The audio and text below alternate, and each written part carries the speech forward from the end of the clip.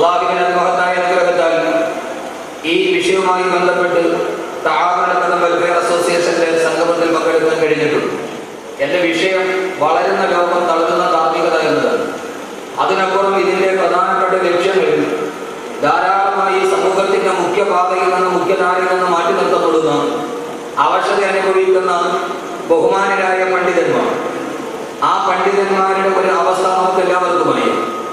അതറിയണമെങ്കിൽ നമ്മൾ കേരളത്തിൽ നോക്കിയാൽ പൗരോഹിത്യ സംവിധാനത്തിന്റെ രണ്ട് മുഖങ്ങൾ നമുക്ക് കാണാൻ കഴിയും. അതറിയണമെങ്കിൽ തിരുവനന്തപുരത്തുകാരായ നിങ്ങളോട് പറയേണ്ട കാര്യമില്ല. തിരുവനന്തപുരം നഗരത്തിന്റെ ഏറ്റവും പ്രധാനപ്പെട്ട ഭാഗമാണ് പട്ടം.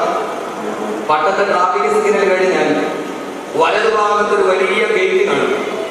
ആ ഗേറ്റിന്റെ മുമ്പിൽ ആരും കൊതിക്കുന്ന അക്ഷരത്തിൽ എഴുതി വെച്ചിട്ടുണ്ട് ബിഷപ്പ് ഹൗസ്. തിരുവനന്തപുരം ആസ്ഥാനമായ ക്രൈസ്തവ പുരോഹിതരുടെ അവസാനത്തെ വാക്കായ അവരുടെ ബിഷപ്പിന് താമസിക്കാൻ വേണ്ടി ഒരുക്കിയിരിക്കുന്ന ഒരു പ്രധാനപ്പെട്ട മന്ദിരമാണ് ബിഷപ്പ് ഹൗസ്. അതിന്റെ കവാടത്തിനകത്തോട്ട് നടന്നാൽ ഒരു പുരോഹിതന് താമസിക്കാൻ അവിടെ ഒരുക്കിയിരിക്കുന്ന സൗകര്യങ്ങൾ നോക്കിയാൽ സാധാരണ നമ്മുടെ റൈസിനാഗിരിയിൽ താമസിക്കുന്ന രാഷ്ട്രപതി എന്ന പ്രധാനമന്ത്രി ഒപ്പിടുന്നിടത്ത് രണ്ടാമത് ഒപ്പിടൽ മാത്രം ചുമതലയുള്ള ഒരു രാഷ്ട്രപതിക്ക് വേണ്ടി ഒരു രാജ്യം ചെലവാക്കുന്നത് പോലെ ഒരു പുരോഹിതന് വേണ്ടി കൊടുക്കുന്ന ഒരു വലിയ ചെലവാക്കൽ അവിടെ കാണാൻ കഴിയും. അവിടെ പോയാൽ ഒരു വലിയ ബോർഡ് കാണാം. അവരെ പറയുന്നത് തന്നെ മലങ്കര ഭദ്രാസന മെത്രാപ്പൊലീത്തന്ന്. അവരുടെ ആസനം ഭദ്രമാണ്. പറയുന്ന പേര് തന്നെ ഭദ്രാസന മെത്രാപ്പൊലീത്ത എന്ന് പറഞ്ഞാൽ ആ ഒരു അവസ്ഥയിലേക്ക് എത്തിക്കഴിഞ്ഞാൽ പിന്നെ അവരുടെ എല്ലാം ഭദ്രമാണ്. സാമൂഹികമായും സാമ്പത്തികമായും എല്ലാപരമായും ഭദ്രമായും വിശ്വാസ സമൂഹം അവരെ താങ്ങി നിർത്തുകയും അവരുടെ സൗകര്യങ്ങൾക്ക് ആവശ്യമായതെല്ലാം ചെയ്തു കൊടുക്കുകയും എന്തിനേറെ വർഷത്തിൽ ഒരു പ്രാവശ്യം വിശ്വാസ സമൂഹം മുഴുവനും ആ പുരോഹിതരുടെ കാല് കഴുകി കുടിക്കുന്ന കാൽകഴുകൽ ശുശ്രൂഷ കടന്നുപോലും നടത്തുന്ന പൗരോഹിത്യത്തെ ഏറ്റവും അവസാനത്തെ വാക്കാക്കിക്കൊണ്ടു പോകുന്ന വിശ്വാസ സമൂഹം ഒരു പുരോഹിതന്റെ കാലിൽ നിന്ന് ഇട്ടുവീടുന്ന വെള്ളം നക്കി കുടിച്ചിട്ട് അത് പൂജയുടെ പ്രവർത്തനത്തിന്റെ ആരാധനയുടെ ഭാഗമാക്കുന്ന ഒരു സുഖത്തിന്റെയും ആസ്വാദനത്തിന്റെയും ഒരു ഭാഗം നമുക്ക് കാണാം. മറുഭാഗത്ത് അതിനേക്കാൾ പ്രബോധന രംഗത്ത് മുന്നിൽ നിൽക്കുന്ന ഇസ്ലാമിക സമൂഹത്തിന്റെ അവസാന വാക്കായ ഒരു മഹലിന്റെ അല്ലെങ്കിൽ ഒരു തിരുവനന്തപുരം നഗരത്തിലെ പ്രധാനപ്പെട്ട ഒരു ഇമാമിന്റെ റൂം നോക്കിയാൽ മയ്യത്ത് നിസ്കരിക്കാൻ വേണ്ടി കൊണ്ടുവരുമ്പോൾ മയ്യത്തടക്കിയിട്ട് ഭാവിയിട്ട പായ അത് കൊണ്ടുപോയി ഇമാമിന്റെ മുന്നിൽ വിരിച്ചിട്ട് ആ മജ്മയുടെ അത്തറിന്റെ മണവും കയറി ഏറ്റവും അവസാനത്തെ വാക്കുകളായി മതപുരോഹിതന്മാർ സുഖിക്കേണ്ടവരല്ല എന്ന ആശ്വാസ വാക്ക് പറഞ്ഞ് ഏറ്റവും അവഗണനയുടെ തട്ടിലോട്ട് പോകുന്ന ഒരു കാഴ്ചയും നമുക്ക് കാണാം. ഞാൻ പറഞ്ഞത് രണ്ട് കാഴ്ചകളാണ് നാം സ്ഥിരമായി കാണുന്ന ഒരു കാഴ്ച. ആസ്വാദനത്തിന്റെ അങ്ങേയറ്റത്തുമല്ല, അവഗണനയുടെ ഏറ്റവും താഴെയുമല്ല.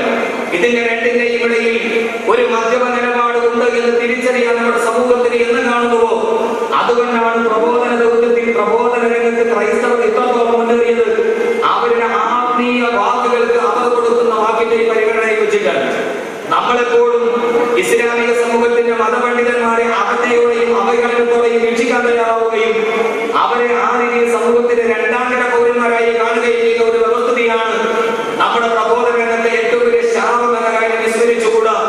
ഇത് രണ്ടിന്റെയും തമ്മിലുള്ള വ്യത്യാസം എന്തെന്നറിയണമെങ്കിൽ എന്റെ പ്രിയപ്പെട്ട സഹോദരങ്ങളെ, എന്താണ് ഇതിന്റെ നിഷ്പക്ഷമായ നിലപാട് എന്ന് തിരിച്ചറിയേണ്ടതുണ്ട്. അതുകൊണ്ട് ഞാൻ പറഞ്ഞത് ഏതെങ്കിലും രാജസിംഹാസനത്തിന് മുകളിൽ വെള്ളിയാമരം വീശുന്ന രത്നാമണികളായ തോഴിമാരുടെ സുഖച്ചായിൽ താമസിക്കാനല്ല. അതിനപ്പുറം ഏതെങ്കിലും ഒരു തഴപ്പായ വെച്ചിട്ട് മണ്ണിൽ കമന്നു കിടക്കേണ്ടവരമല്ല. യഥാർത്ഥത്തിൽ എന്താണ് ആര്യങ്ങൾ, എന്താണ് ഇൽമ്, അവിടെ വെച്ചുകൊണ്ട് സംസാരിക്കുമ്പോഴാണ് വളരുന്ന ലോകം തകരുന്ന ധാർമ്മികത എന്ന വിഷയം ഏറെ പ്രസക്തമാണ് എന്ന് നാം മനസ്സിലാക്കേണ്ടത്. കൂടുതൽ വിശാലമായി പറയാൻ ഇതിന് സമയമില്ല. ഞാൻ വിശുദ്ധമായ ഖുർആൻ പരിചയപ്പെടുത്തുന്ന ഒരു രണ്ട് വിഭാഗം ആളുകൾ മാത്രം പരിചയപ്പെടുത്തി ഞാൻ എന്റെ വിഷയത്തോട് നീതി പുലർത്തി അവസാനിപ്പിക്കും. അല്ലാഹു തൗഫീഖ് നൽകി അനുഗ്രഹിക്കുമാറാകട്ടെ. ഞാൻ നിങ്ങളുടെ എല്ലാവരുടെയും അനുമതിയോടെ എന്റെ വിഷയത്തിലോട്ട് കടക്കുകയാണ്. വളരുന്ന ലോകം ഒരു ഭാഗത്ത്, തളരുന്ന ധാർമ്മികത മറ്റൊരു ഭാഗത്ത്. ഈ അടുത്ത സമയത്ത് വീക്ക് മാഗസിനിൽ ഒരു വാർത്ത കണ്ടു. നമ്മൾ സാധാരണയായി പെരുന്നാൾ കഴിയുമ്പോൾ അല്ലെങ്കിൽ റമദാൻ കഴിയുമ്പോൾ ധാരാളം സ്ഥലങ്ങൾ സന്ദർശിക്കാൻ പോകാറുണ്ട്. ആഗ്രയിൽ പോകാറുണ്ട്, താജ്മഹലിൽ പോകാറുണ്ട്. ഇതൊന്നുമല്ലെങ്കിൽ കുറച്ച് സമ്പന്നവർഗമാണെങ്കിൽ മിസിസിപ്പിയിലോ സിംഗപ്പൂരിലോ കൊലാലംപൂരിലോ ഒക്കെ ഫ്ലൈറ്റിൽ തന്നെ സ്വന്തമായി ടൂർ ചാർജ് ചെയ്ത് നമ്മൾ കടലുകടന്നകത്തേക്ക് പോകാറുണ്ട്. പക്ഷേ 21-ാം നൂറ്റാണ്ടിന്റെ വളരുന്ന ലോകത്തിന്റെ ഏറ്റവും പ്രധാനപ്പെട്ട അടയാളമായി ഈ ഭൂമിയിൽ നിന്നുകൊണ്ട്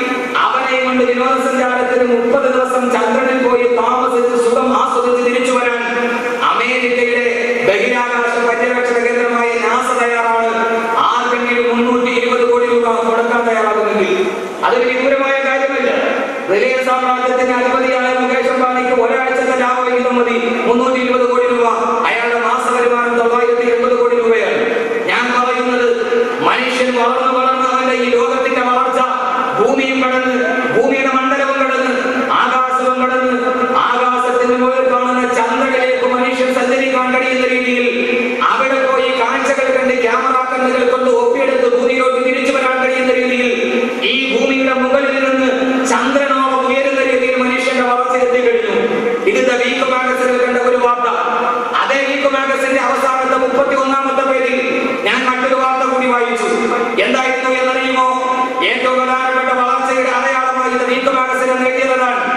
ഏറ്റവും അവസാനം ലോകത്തിലെ ഏറ്റവും വലിയ സമ്പന്നതയുടെയും പരിഷ്കാരത്തിന്റെയും നഗരമായ പാരീസിലെ വീടുകളിൽ സന്ധ്യാസമയത്ത് ചെന്നാൽ ചില കാഴ്ചകൾ നിങ്ങൾക്ക് കാണാം. അതേ മാഗസിനിൽ വന്നതാണ്. അതിന്റെ മറുഭാഗത്ത് പാരീസ് നഗരത്തിലെ വീടുകളിൽ സന്ധ്യയാകുമ്പോൾ ഓരോ വീടിന്റെ മുമ്പിലും ചില പ്രത്യേക കളറുകളുള്ള ബൾബുകൾ തെളിച്ചിട്ടിരിക്കും. പച്ച, നീല, ചുവപ്പ്, 3 കളറുകളാണ് അവിടെയുള്ളത്. ഏത് വീടിന്റെ മുമ്പിലാണോ ചുവപ്പ് കളർ തെളിച്ചിട്ടുള്ളത് ആ വീടിന്റെ ആവശ്യം അവിടെ ഒരു ഏകയായ പെണ്ണ് താമസിക്കുന്നുണ്ട്. റോഡിലൂടെ നടന്നു പോകുന്ന ഏതെങ്കിലും ഒരു പുരുഷൻ ഒരു സ്ത്രീയെ പാപിക്കണമെന്ന് തോന്നിയാൽ എന്റെ വീട്ടിലോട്ട് ചുവന്ന ബൾബിന്റെ അടയാളമുള്ള വീട്ടിലോട്ട് കയറി വന്നാൽ മതി എന്ന് വഴിയരികിലൂടെ നടന്നു പോകുന്ന പച്ച മനുഷ്യനെ വ്യഭിചാരത്തിൽ പിടിക്കാൻ പരസ്യമായി സ്വന്തം വീടിന് മുമ്പിൽ അടയാളങ്ങൾ തൂക്കിയിടുന്ന തകരുന്ന ധാർമ്മികതയുടെ നടുവിലേക്ക് മനുഷ്യൻ നടന്നുപോയി. സഹോദരങ്ങളെ, ഞാൻ പറഞ്ഞത് നീല വെളിച്ചമാണ് തൂക്കിയിട്ടിരിക്കുന്നതെങ്കിൽ ആ വീട്ടിൽ വിവാഹിതയായ പെണ്ണുണ്ട്. ഒരു വിവാഹിതയുമായി ശാരീരിക ബന്ധത്തിൽ ഏർപ്പെടാൻ ഏതെങ്കിലും ഒരു മനുഷ്യന് തയ്യാറുണ്ടെങ്കിൽ അവൻ അവിടേക്ക് ധൈര്യമായി കടന്നതെല്ലാം വാതിലുകൾ മരത്തെ തുറന്നിട്ടിരിക്കുന്നു. പച്ചവെള്ളമാണുള്ളതെങ്കിൽ അത് ഞാൻ ഈ സദസ്സിൽ എന്റെ ആനുകൂല്യങ്ങളും എന്റെ ബഹുമാനായ ഉസ്താദന്മാരും ഇരിക്കുന്ന സദസ്സിൽ, ബഹുമാനായ സഹോദരിമാരിരിക്കുന്ന സദസ്സിൽ അത് പറയാൻ കഴിയാത്ത ഭാഗം ഞാൻ വിടുകയാണ്. ആർക്കെങ്കിലും അറിയണമെങ്കിൽ പ്രസംഗത്തിന് ശേഷം രഹസ്യമായിട്ട് ചോദിക്കുക. എന്റെ പ്രിയപ്പെട്ട സഹോദരങ്ങളെ, ടൈബീരിയസത്തിന്റെ ലോകം മുഴുവനും വെറുത്തു പോകുന്ന ഒരു ധാർമ്മികതയാണ് പതനം. ഞാൻ പഠിപ്പിച്ചത് ഈ ഭൂമിയിലെത്തിയ ആളുകൾ ഏറ്റവും കൂടുതൽ വായിക്കുന്ന ഒരു മാഗസിനിൽ ആദ്യത്തെ താളിൽ മനുഷ്യൻ ആകാശത്തോളം ഉയർന്നു. അതിന്റെ അവസാനത്തെ താളിൽ മനുഷ്യൻ ഭൂമിയേക്കാൾ താഴ്ന്നുപോയി. വളരുന്ന ലോകം, തളരുന്ന ധാർമ്മികത. ഇതിനപ്പുറത്തേക്ക് എന്താണ് പറയാനുള്ളത്? ഏത് വാക്കുകളാണ് പറയാനുള്ളത്? എന്റെ പ്രിയപ്പെട്ട സഹോദരങ്ങളെ, ആ സമയത്ത് നിങ്ങൾ ചോദിക്കുമായിരിക്കും, ഉസ്താദ് ഇത് പാരീസിന്റെ കഥയല്ലേ? ഇത് ലണ്ടന്റെ കഥയല്ലേ? അല്ലെങ്കിൽ ഇത് ഏതെങ്കിലും പാശ്ചാത്യ നഗരങ്ങളുടെ കഥയല്ലേ? നമ്മൾ സാധാരണ എല്ലാത്തിനും നോക്കുന്നത് പടിഞ്ഞാറോട്ടാണ്. പക്ഷെ വെളിച്ചം വരുന്ന കിഴക്ക് നിന്ന്. ഏത് സമയത്തും നമ്മൾ റോൾ മോഡലായിട്ട് അനുകരിക്കുന്നത് പാശ്ചാത്യരെയാണ്, പടിഞ്ഞാറിനെ. പക്ഷെ വെളിച്ചം വരുന്നതോ കിഴക്ക് നിന്ന്. വെളിച്ചത്തിന്റെ വഴികളിലേക്ക് നാം നോക്കാറില്ല. അങ്ങനെയായിരുന്നുവെങ്കിൽ എന്റെ പ്രിയപ്പെട്ട സഹോദരങ്ങളെ, പത്രമാധ്യമങ്ങൾ പറഞ്ഞ് എനിക്ക് സമയം എടുക്കാനില്ല. ഉസ്താദ് ഇത് പാരീസിനല്ലേ എന്ന് ചോദിച്ചാൽ ആ ചോദിക്കുന്ന നിങ്ങളോട് ഞാൻ മറുപടി പറയും. പാരീസ് എന്ന് പറയുന്ന പച്ചനഗരത്തിൽ വഴിയരികിലൂടെ നടന്നു പോകുന്നവരെ പരസ്യമായി വ്യഭിചാരത്തിൽ വിളിക്കാൻ പച്ച ബൾബുകളും വെളിച്ചമുള്ള ബൾബുകളുമാണെങ്കിൽ എന്റെ പ്രിയപ്പെട്ട സഹോദരങ്ങളെ, നടക്കാൻ കാലുകൾക്ക് ആവതുണ്ടെങ്കിൽ അതല്ലെങ്കിൽ 10 രൂപ എടുത്ത് ഓട്ടോറിക്ഷയിൽ പിടിച്ച് നിങ്ങൾ ഈ അട്ടക്കുളങ്ങൾ ജംഗ്ഷനിലൊന്ന് പോകണം.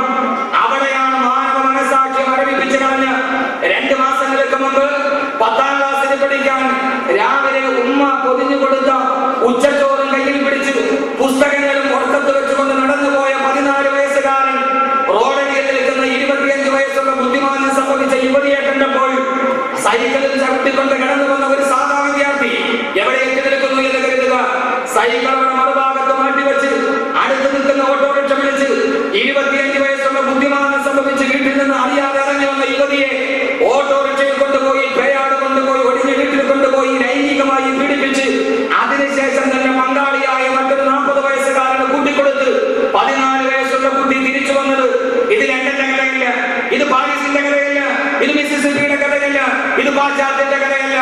എന്റെ പ്രിയപ്പെട്ട സഹോദരങ്ങളെ, സഹോദരിമാരെ, രാവിലെ 7 മണിയാകുമ്പോൾ യൂണിഫോം തേച്ചൊരുക്കി അവസാനം പൊതിച്ചോറും കെട്ടി കവിളത്തിൽ മുത്തവും കൊടുത്ത് നാളെത്താണ് വാർദ്ധക്യത്തിലെത്തി നിൽക്കുമ്പോൾ തന്നെ കൈത്താനാകുമെന്ന് കരുതി നാം വളർത്തുന്ന നമ്മളുടെ മക്കളുടെ അതപ്പതിച്ചു പോയ ധാർമ്മികതയുടെ കഥയാണ്. ഇത് ഞാൻ യുവാവിന്റെ കഥ പറയണ്ടല്ലോ, 20 വയസ്സുകാരന്റെ കഥ പറയണ്ടല്ലോ, 14 വയസ്സുകാരന്റെ കഥയാണ്. എന്തുകൊണ്ട് സംഭവിക്കുന്നു? അള്ളാഹുവിന്റെ ഖുർആൻ പറയുന്നുണ്ട്, ഭൂമിയിലെ വിഭാഗങ്ങൾ 2 വിഭാഗമേ ഉള്ളൂ. 2 വിഭാഗമേ ഭൂമിയിലുള്ളൂ. ആ 2 വിഭാഗം മാത്രം പറഞ്ഞ് ഇൻഷാ അല്ലാഹ് നമുക്ക് കടന്നു പോകാം.